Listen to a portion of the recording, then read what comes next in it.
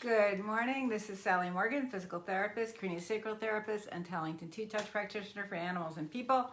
This is Tristan. He's a Corgi, and this is an episode of Conversations with a Corgi. And I don't know, we've been off for probably 3 weeks or more, mostly because I've been away a lot and I've been working a lot. I am not really available till 2 o'clock, and I don't want to do these that late in the day. So I've had a big, long space in between doing these. And it's not going to be that different coming up. I still have a lot of commitments in the morning. I have, oddly, during COVID, a lot of new patients, human and dog, to see. And I've had to convert my garage into a treatment area so that I can leave the door open and we're down at the end by the air, because it's still kind of cloudy and rainy here a lot of the time, which you can see out in the darkness that it's that way today too. So today I just wanted to touch on something my sister has brought up in her Friday Fives, which is so important, and it's not really on people's minds at this moment, but as the fall comes up and the ticks and fleas start to really ramp up, I mean, some people in drier areas may be seeing fleas already, and that is the use of some of these, so-called vet given flea and tick preventatives, and these include the brand names of Bravecto, which is now monthly or one for 3 months, and NexGard, which is monthly. And these are really problematic. They can create seizures in dogs. They can create neurologic problems in dogs.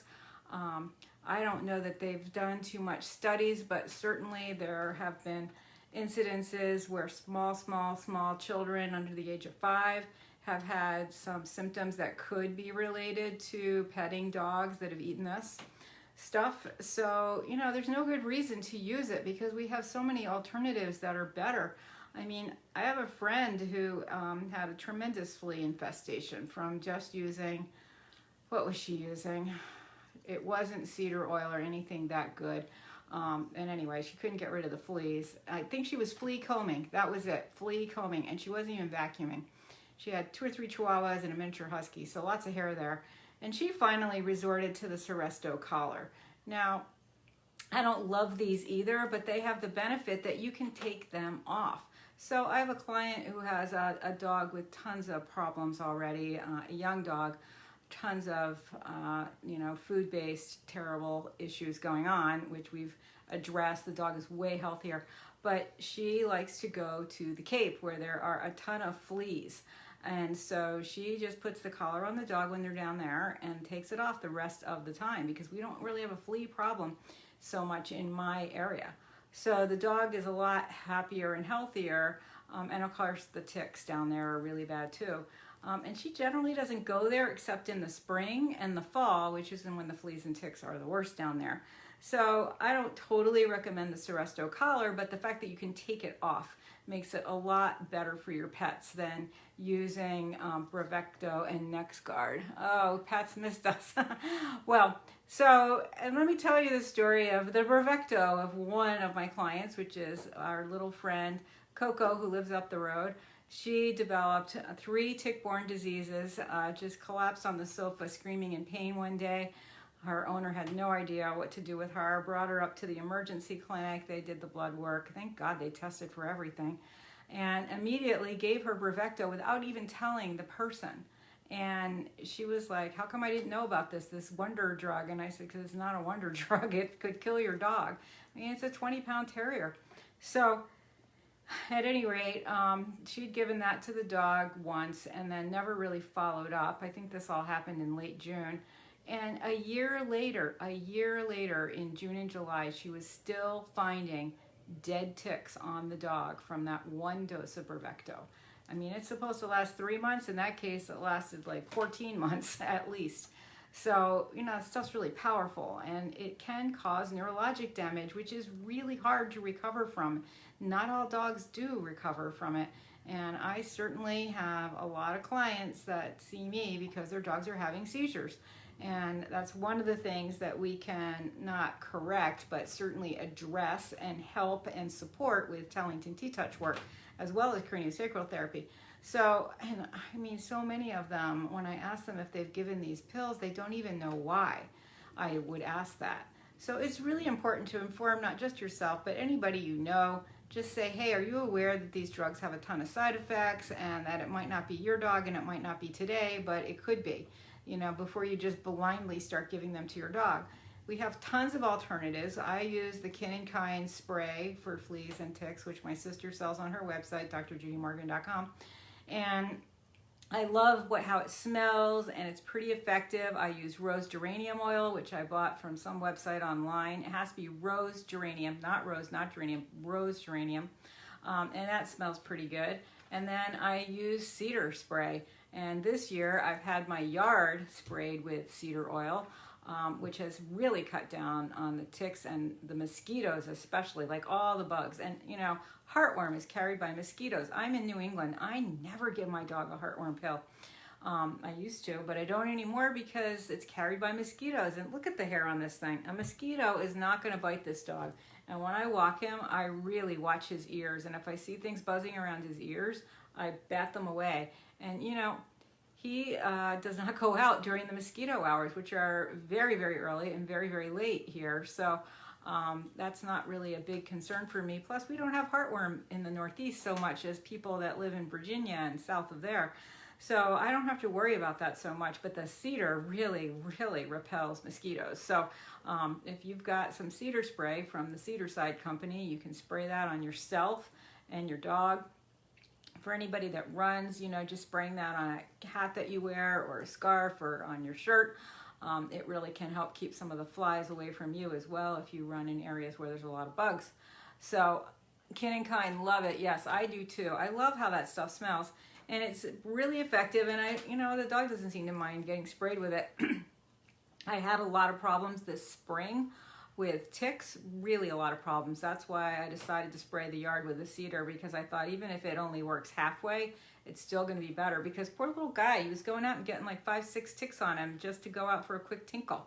I mean, it was ridiculous. And that was, even with the lawn being mowed and a break between the field and the lawn being mowed on the other side of the fence, it was just a bad, bad year. And I don't know what the fall will be like, but, we're prepared.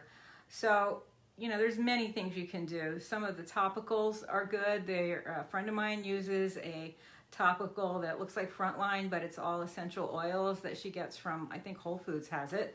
And she just puts that on her dogs, and that is super effective. She lives out in a very bug-infested area, ticks and fleas, grasses, rural kind of place. And that's what she's been using for years, and it's been super effective.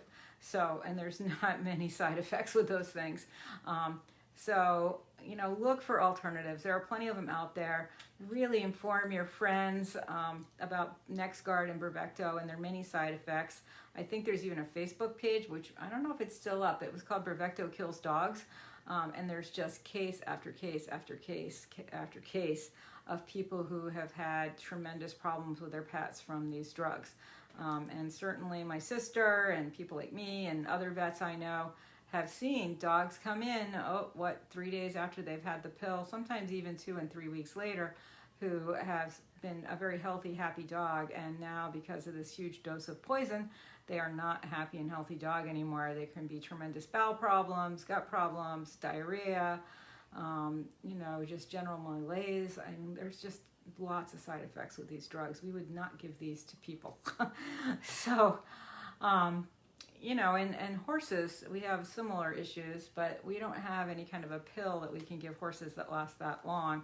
And they are prone to worms as well because they're eating grass. And, we don't see so often because they're on a smaller dose per gigantic size of a horse after giving them wormer and things like that. But, all my friends pretty much have used many homeopathic things to minimize the effects of some of the ivermectin stuff we give them.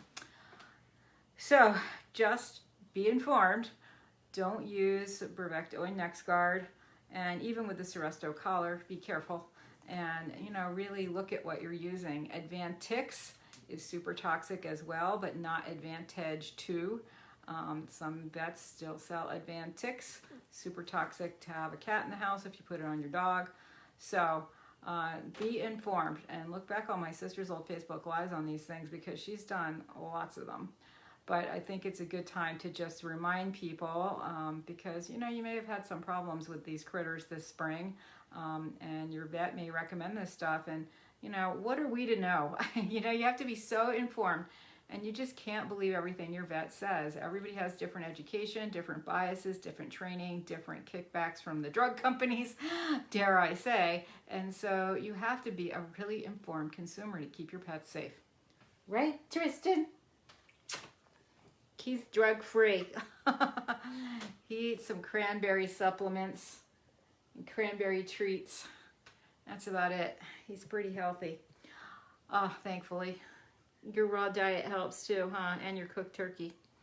And he's been getting a lot of duck this summer. This dog is a very hot dog, and it does not take much to unbalance him. So in the summer, he eats extra quackers. Yummy. So thanks for joining us for this episode of Conversations with a Corgi. Keep your pet safe, and I don't know when I'll see you again. When am I scoring next week? I'm working at my educator job at least Monday, and I'm having surgery on my eyes, which is actually a very long process of going to the doctor, getting checked, having it done, going back to the doctor. So I'm pretty unavailable Thursday, Friday, Monday, Tuesday after next week. So don't look for me then. Anyway, thanks for joining us. Everybody have a good, your video games keep freezing. I don't think you mean that. You might mean the video feed from this keeps freezing. I don't know. I have not gotten a notice that my internet's sketchy, so it should be okay. Okay, thanks for joining us. Oh, the shirt came from Hot Topic. It's got corgi buns and hearts. It looks like there's a new blanket out called the Honey Bun blanket. It has these corgis on it. I think it comes from TJ Maxx. People really love it. I'm a fan of the whole corgi, not just the corgi buns, but Honey Buns is pretty cute, but I have so many corgi blankets now, I don't need any more. Okay, thanks for joining us. Everybody have a good day.